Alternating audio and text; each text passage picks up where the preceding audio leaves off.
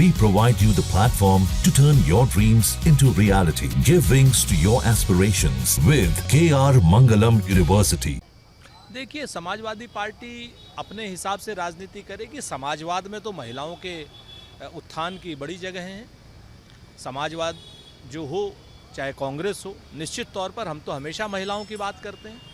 हम तो नल की, नील की, कोल की, भील की, महिलाओं की, पिछड़ों की, आदिवासियों की, दलितों की, नवयुवकों की ही तो बात करते हैं।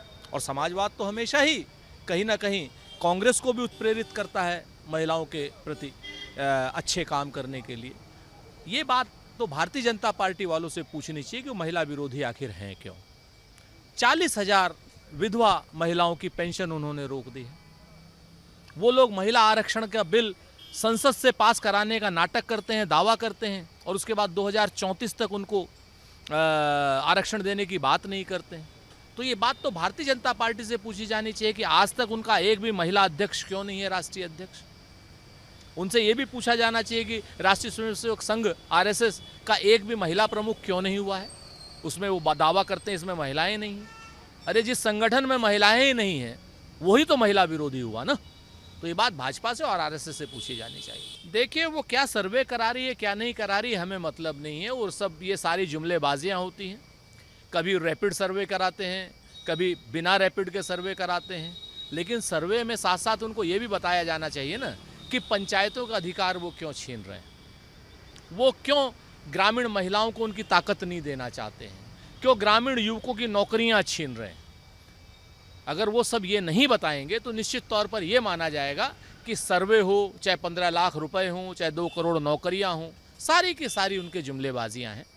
भारतीय जनता पार्टी और उनकी सरकार सिर्फ सामंतवादियों की सरकार है, सिर्फ अडानी और अंबानी के उत्थान के लिए काम करती है।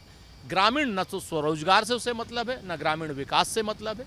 ग्रामीण स्वरोजगार देना होता तो मनरेगा जैसी योजनाओं का धन आवंटन वो कम नहीं करती, धन आवंटन बढ़ाती।